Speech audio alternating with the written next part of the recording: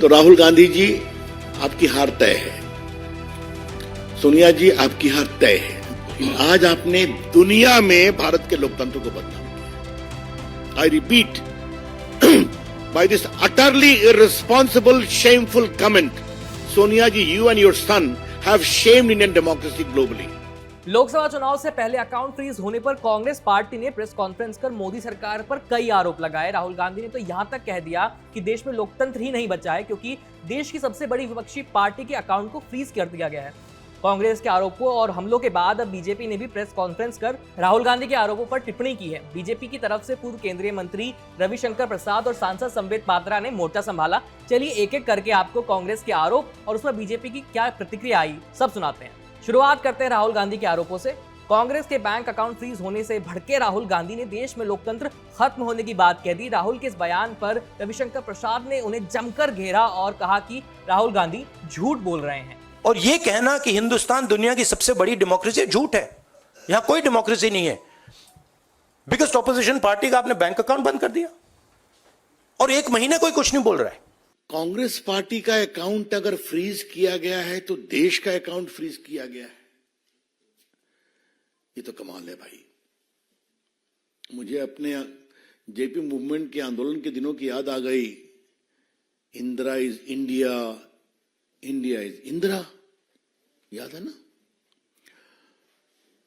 Emergency का दिन, JP की अगुवाई, कांग्रेस पार्टी की हार, आप सभी जानते हैं। कांग्रेस पार्टी राजनीतिक रूप से सूख कर कांटा हो गई है। फिर भी कांग्रेस पार्टी का अकाउंट अगर फ्रीज हुआ तो देश का अकाउंट फ्रीज हुआ। Mister Rahul Gandhi, what do you mean by this? Don't insult Indian democracy. Rahul Gandhi, Bharat के लोकतंत्र को इस तरह से आप शर्मसार नहीं करें। यह देश आपकी पार्टी से बड़ा है, यह देश का लोकतंत्र आपसे बड़ा है।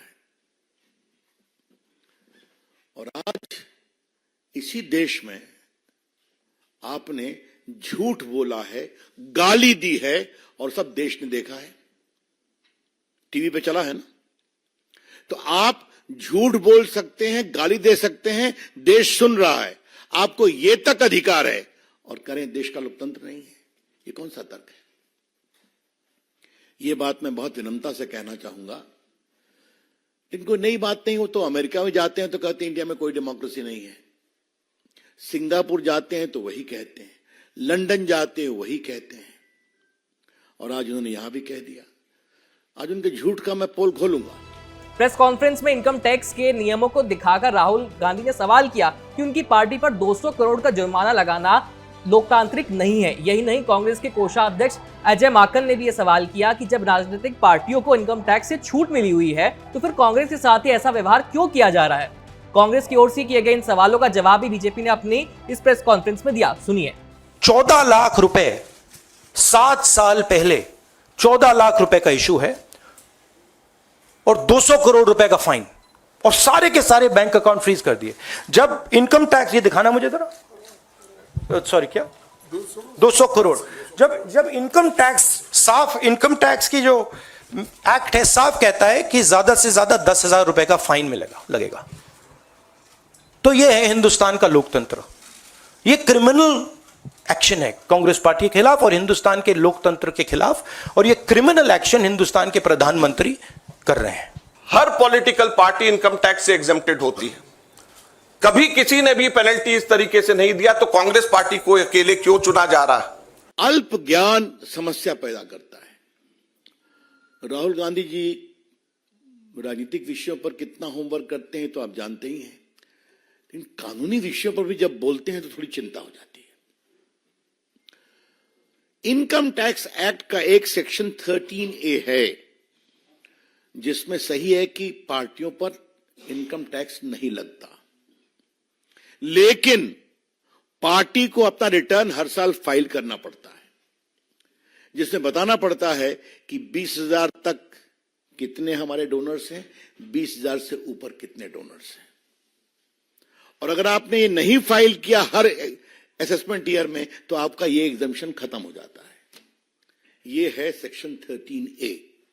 Let me repeat, Under the Income Tax Act Section 13A, there is a clear provision that the political party is exempted from income tax, provided they file their return every year as to how much money has come of 20,000 rupees and duly certified auditor's report as to how much they have received from big donation.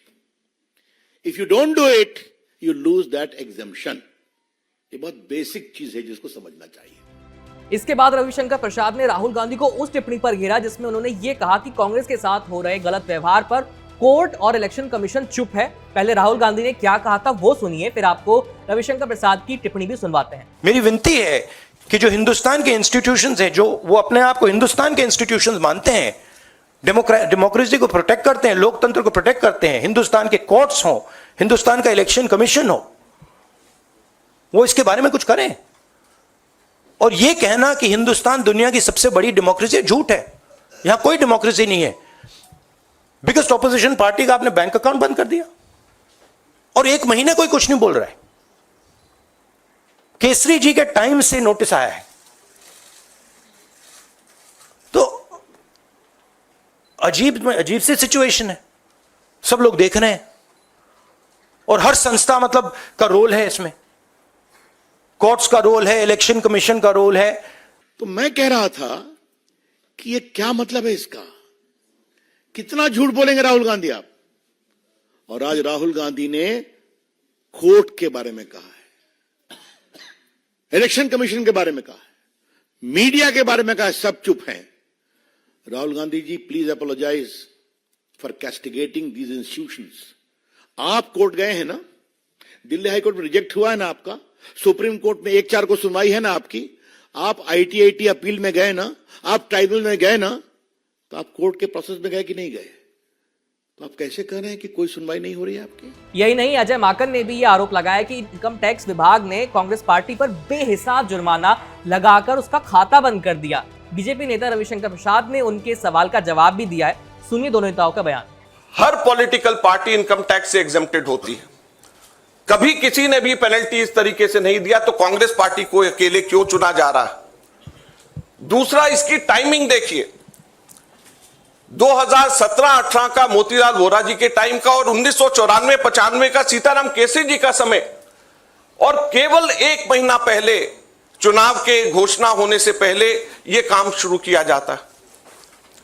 और तीसरा, quantum of punishment देखिए कि कितना बड़ा punishment. क्या हमारे सिर्फ 0.07% पूरा 199 करोड़ का कैश में हमारे अपने एमपीज ने अपनी तनख्वाह दी. उसकी वजह से 0.07% की अनियमितता की वजह से 106% की पेनल्टी हमारे ऊपर लगाई गई. 106% की कितना, 0.07% की अनियमितता की वजह से 106% की पेनल्टी हम लोगों के ऊपर लगाई गई है. ये क्वांटम. हम लोगों ने मात्र 30 दिन लेट हम लोगों ने अपने अकाउंट सबमिट करे. ये इनकम टैक्स एक्ट मेरे पास में है. इसका सेक्शन 234F ये कहता है कि सिर्फ 10,000 रुपए की मैक्सिमम पेनल्टी ली जा सकती है अगर कोई व्यक्ति लेट अपना, कोई भी ऑर्गेनाइजेशन या व्यक्ति कोई भी लेट अपना इनकम टैक्स सबमिट करे, केवल 10,000 रुपए. और हमारे ऊपर 210 करोड़ रुपए का 210.25 करोड़ का 210.25 करोड़ का लियन मार्क कर दिया गया. 10,000 की सिर्फ पेनल्टी, सिर्फ 0.07% का हमारा टोटल अकाउंट में से कैश के अंदर लिया गया. ये कहां का न्याय? हर जगह उनका स्टे रिजेक्ट हुआ, उस पेनाल्टी में अकाउंट फ्रीज हुए, टैक्स नहीं दिया, और झूठ बोले हैं आज. अब देखिए, इन्होंने जब इनको पेनाल्टी लगी तो ये सीआईटी अपील के यहां गए, ये स्टे एप्लीकेशन रिजेक्ट हो गया. इस बात को समझिए. इसलिए अब बिल्कुल रीजन ऑर्डर पर गया. उसके बाद फिर ये गए सीआईटी के यहां, कमिश्नर अपील के यहां, वहां भी रिजेक्ट हो गया. इनका देखा गया 135 crore tax plus interest add किया गया. फिर आईटीएटी जो इनकम टैक्स ट्राइब्यूनल है, उन्होंने इनका स्टे पिटीशन डिसमिस कर दिया. अब इसके खिलाफ ये हाई कोर्ट गए और माननीय दिल्ली उच्च न्यायालय ने 13 मार्च को वो भी रिजेक्ट कर दिया. और 13 मार्च को क्या कहा जरा वो हम बताना चाहते हैं थोड़ा मित्रों के लिए।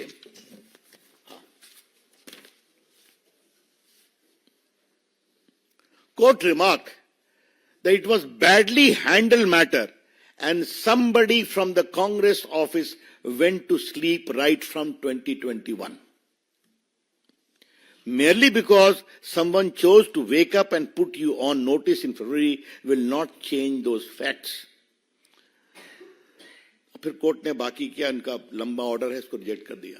अब ये सुप्रीम कोर्ट गए हैं, सुप्रीम कोर्ट में 1 अप्रैल को सुनवाई है। आपकी पार्टी अपील में गई, आपकी पार्टी आईटीएटी में गई, आपकी पार्टी हाई कोर्ट में गई, आपकी पार्टी सुप्रीम कोर्ट गई है। आपने क्यों छुपाया? और जैसा हमने बताया, इनकम टैक्स में इस बात का प्रावधान है कि अगर आपके पास ड्यू है, आप ड्यू नहीं देंगे तो रिकवरी में आपका बैंक अकाउंट फ्रीज हो सकता है। और जहां तक मेरे को स्मरण आता है कि लियन 135 करोड़ का इनके बैंक अकाउंट पर कोर्ट ने डाला था कि आप 135 करोड़ मत छूइए, बाकी ऑपरेट करिए।